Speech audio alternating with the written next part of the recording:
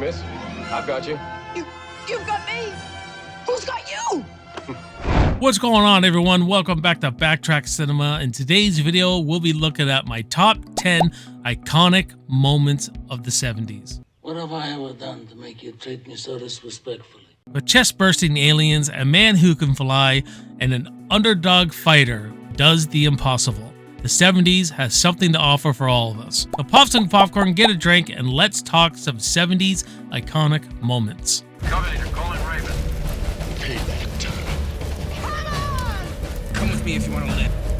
You just don't turn it off. What's going on, everyone? Welcome back to the channel. My name is Jason, and you're watching Backtrack Cinema, where we talk movies of the past that you know and love. And today, guys, we're doing my top 10 iconic moments from the 1970s. This is an interesting topic because I believe the 70s has some of the most iconic moments in film, and also things we just never seen before. And you're going to notice that when we go through this list. Now, how I made up this list, guys, I still haven't seen some classic movies from the 70s that probably should be on this list. So if you kind of get upset that they're not on here, is this guy? I have no context. I know the scenes, but I have no context of what the scene's about. Like, I haven't seen The Deer Hunter. I haven't seen Taxi Driver. I haven't seen Apocalypse Now. I know I have to get on those movies, but so this is just my personal list, and it's also what I think of when I think of 70s iconic moments. This is kind of what I think of. So let me know in the comments what your favorites would be, and any recommendations for 70s films that you think, oh, how come you didn't, you need to talk about that movie or whatever. Let me know in those comments, guys, and we'll have a great conversation about it. So without further ado, let's just blast into it. At number 10 is the ending to Invasion of the Body Snatchers.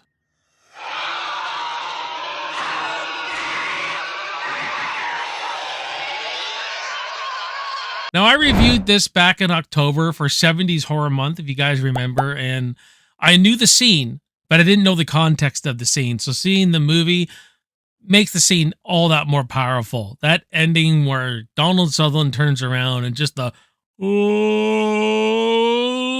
like that is incredible, because the girl comes out looking for him and sees him and realizes that, you know, he was gotten to, you know what I mean? And it just, I think it's very powerful, and it really, really works well. And with the cinematography, it's very cool.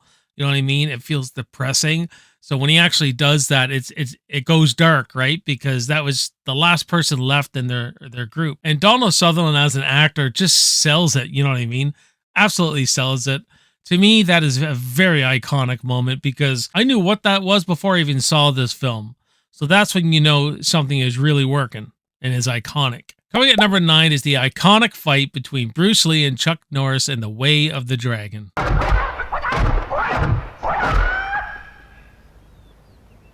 Now, I know this movie has different names. I think Return of the Dragon, it's also called, and Way of the Dragon, I believe. If I'm wrong about that, just let me know. But I have seen this movie several times, and I believe when I had it on VHS, it was Return of the Dragon. But I may be wrong about that. It's been years, but I'll go on YouTube and just watch this shit. This has got to be one of the best fights ever filmed. They're in the Roman Coliseum. Chuck Norris, before we know him as Chuck Norris, he was a professional fighter at the time. Bruce Lee, legendary. Two legends going at it. And watching it now, you're just like, a lot of martial arts movies, a lot of fight movies, when they have that end fight, really owe a lot to this. Because this is awesome, because it's not just Bruce Lee kicking ass. This is where he takes lumps, man. He takes his hits in this fight. And I love that. And, you know, I love the music behind it. You know, it really builds up the fight and everything like that. And whenever Bruce gets knocked down, he gets back up, starts doing that dance. And the fact they're not saying anything, Chuck Norris just going like that. You know what I mean? It is awesome, man. And the use of slow-mo was cool. But these are two guys who weren't on strings. These are two guys who are just sitting there and put the fucking camera on them and see what you can come up with. And man, fabulous. Absolutely excellent. I highly recommend anyone who loves fight movies, martial arts, to watch this. This is iconic, man. Absolutely iconic. Coming at number 8 is from The Exorcist. the classic head turn. You know what she did? Your canting daughter? Man, I love this classic head turn where the mother goes in, the furniture's moving all around, and then her head twists all around, and it's like this, the devil's like talking in an English accent. It is so fucking creepy. The foul language she's using, talking to her mother. You know what I mean? It's just fucking creepy as hell. And this is where the mother is just terrified, man. Absolutely terrified. This must have been shocking and terrifying, but for its time. But when I think of the 70s, thinking, through 70s horror, I just think of this scene. Like, this scene gets to me every time, man. When I watch it, I'm just like, that must have been absolutely shocking. Even if The Exorcist doesn't hold up scary to you now, you got to appreciate what it was doing with this scene, man. Just an absolutely incredible. Coming at number 7 is Do You Feel Lucky from Dirty Harry. To ask yourself one question, do I feel lucky? Well, do you, punk? How could this not be on the list? This is an absolutely iconic line. And the way Clint Eastwood uses it at the beginning of the movie, where it's very almost lighthearted, and at the end of the movie, where it's very serious, when he's like, well, do you, punk? You know what I mean? When he finally captures the rooftop killer. But the beginning here, man, right when the guy goes for his gun and he goes, you got to ask yourself one question. Do you feel lucky? Well, do you, punk? I may be phrasing that wrong, but and the way he's talking about his gun and he can blow your head clean off, all that jazz. It's great writing. What a great setup for the character. You know what I mean? And he has classic one-liners like this all through the franchise. It is an underrated franchise as far as I'm concerned. I absolutely loved going through the Dirty Harry movies. I loved reviewing them, but this is just a classic scene that I just cannot get out of my head now when I think of Clint Eastwood. Coming at number 6 is the opening scene to The Godfather. And if by chance an honest man like yourself should make enemies, then he would become my enemies. And then they would fear you. Now, when I think of 70s films, this scene is absolutely outstanding and incredible. Like, I can't tell you how great this is, from the acting to the lighting, what it's saying, what it's setting up, seeing this family, what like he's conducting business and everything through this whole opening scene. But that opening shot where you just get this Italian fellow, the camera's coming back. We don't even see the Godfather yet. It's clouded in a lot of mystery. Him saying, they hurt my daughter. They broke her jaw. I come to Vito Corleone can help us. We go to the Godfather and all that. And then we see what the Godfather is all about. This is a dude who's just not some petty criminal. This not some gangster you go to solve your problems. They're like this Italian fellow. I forget his name, but he's saying, how much do I pay you? It establishes early that the Godfather is just not some freaking gangster who goes out thugging people out. This is a guy who wants friendship. He tells him, not once have you come me in friendship. Not once have you invited me to your house for a cup of coffee. But now you want me to, Godfather, give me justice. And he's like, you come into my house and you want me to commit murder on the day of my daughter's wedding. But he said, if you come to me in friendship, the people who hurt your daughter, they'd be suffering right now. Then your enemies would become my enemies. And then they would fear you. Just the way that Marlon Brando sells this character, the way he conducts his business, the way he's sitting there with the freaking cat, all, he's the Godfather, the stature of him and everything. When he gets up and talks, you listen to every word. It's powerful. This opening scene is so powerful. And then when the guy says, okay, be my friend, you know what I mean? Good. And it's like, one day I may need you, which sets up for something later. But just how the mystery of this all, their eyes are all in darkness. Everything's really dark. It's a dark movie with a consistent tone, but this scene sets up a lot, and it's very powerful with its performances, man. I absolutely love the opening to this, the dialogue of it all, saying so much, you know what I mean? Coming at number 5 is the chest burster scene in Alien.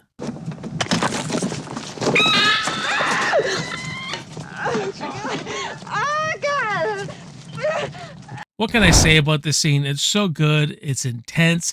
It's graphic for its time. The practical effects, I think still hold up really well. When John Hurt's character's thrashing about and everything, you see that alien start popping up. When it breaks through, blood going everywhere, and everyone just can't believe it.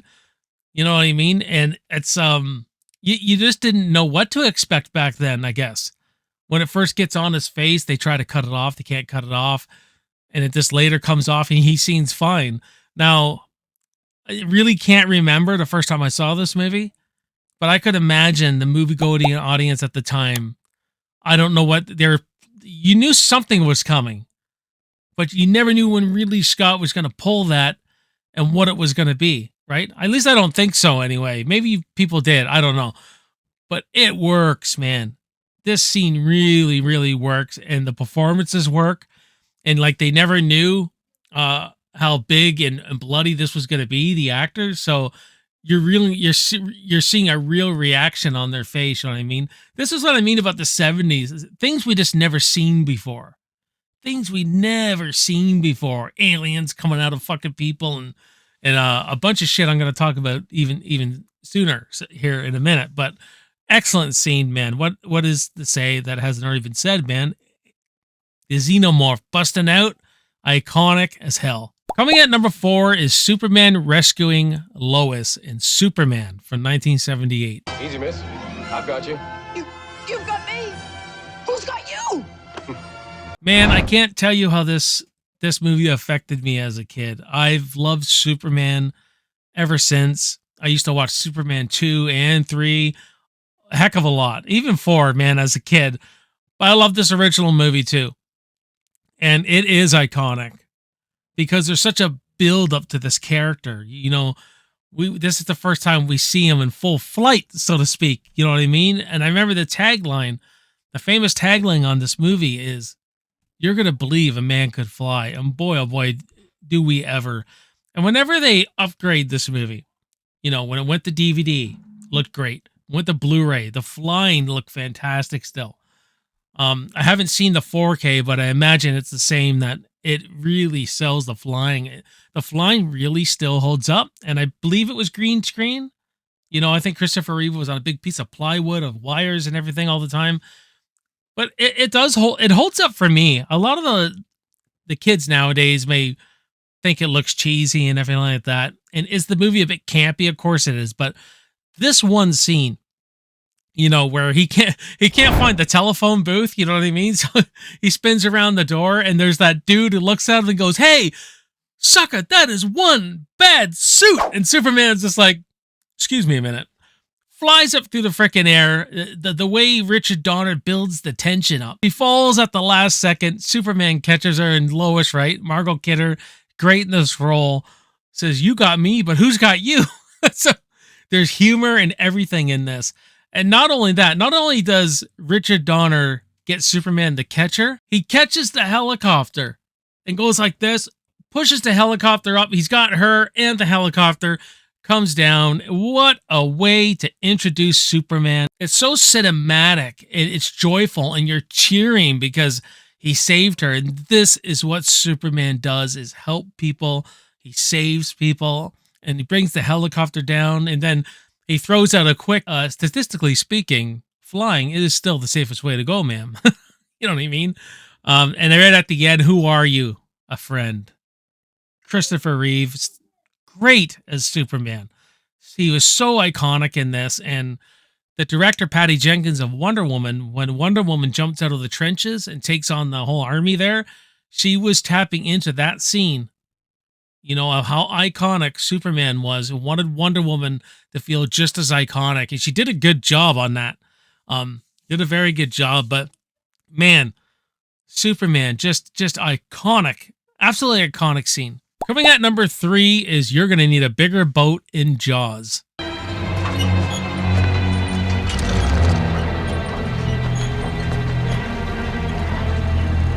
You're gonna need a bigger boat. Now, what can we say about this scene? I could have picked a lot of iconic scenes in it, like the opening's iconic. It is actually my favorite scene in the movie. It's scary as hell, you know what I mean? But when I really thought of iconic, what do people think of Jaws? And I gotta go with you're gonna need a bigger boat. Steven Spielberg really, they're hunting down this shark. They haven't got anything for hours and hours and hours to the point where you're like, is the shark ever gonna show up?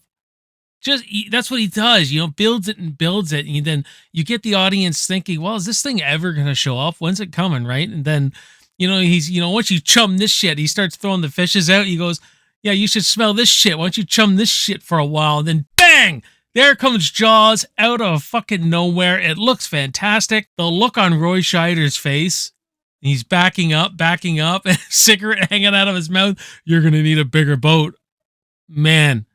Movie magic. You know what I mean? And then when they see the shark, that's a 20-footer, 25, 3 tons on them. You know what I mean? It's so good. It's so good. I absolutely crack up every time I watch that, man. It is so effective and iconic. I mean, this movie terrified people in 1975. You know what I mean? So absolutely iconic. Coming in at number 2 is the opening scene to Star Wars: A New Hope.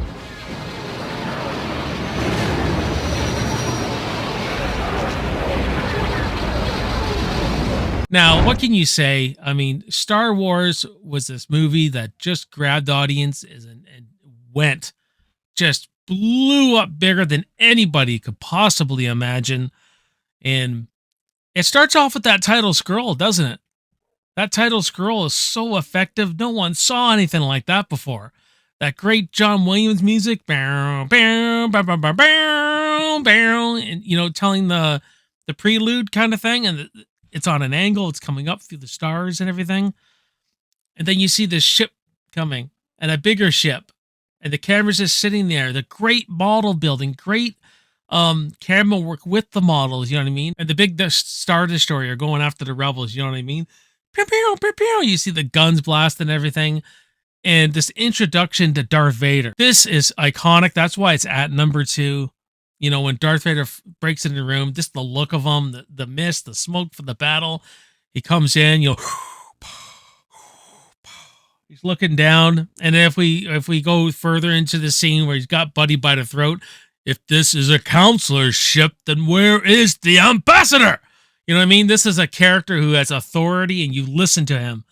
So right away, they prove that this is a bad guy who's not to be fucked with. You know what I mean? But just that title scroll, pushing you right into this story right away where you're like, what the hell's going on here? You're thrust right into it. It looks fantastic to this day. New Hope's it's not my favorite Star Wars movie, but it looks fantastic, that opening scene to this day. But coming in at number 1 is Rocky climbing the steps and Rocky from 1976.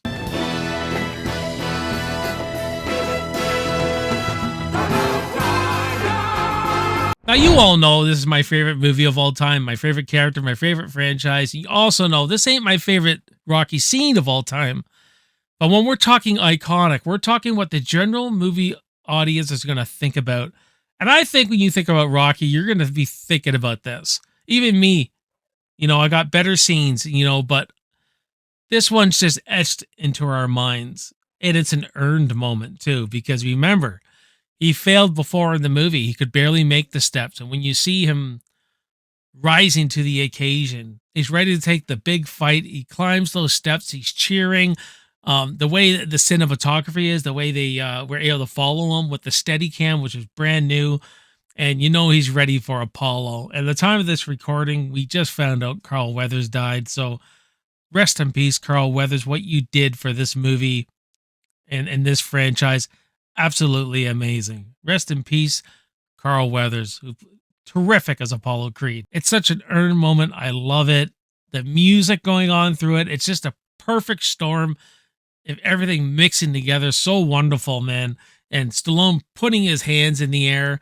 I mean, just think about this. Just think about, there is official Rocky Day now. People come from all over the world to run the Rocky steps. You can't tell me how this could not be number 1 on anybody's list. Everyone comes to run the Rocky steps. There's a Rocky day. People go up to look over the city, put their hands in the air. I can do anything. Anything is possible. And this whole movie, this movie scene, that's what it did. You know, it just inspired millions and millions of freaking people, man. How could that not be number one? But what is your list, guys? Let me know in the comments below. Let's have a great conversation about 70s moments, iconic 70s moments. And if you're new to the channel, subscribe to the channel. I would really appreciate it. Like and share the video. Stay for the end card. I'll put related content there, and then you guys can go down the rabbit hole, watch tons of videos. My name is Jason. You're all watching Backtrack Cinema. I'll see you next time, and I will see you in the movies. Cheers.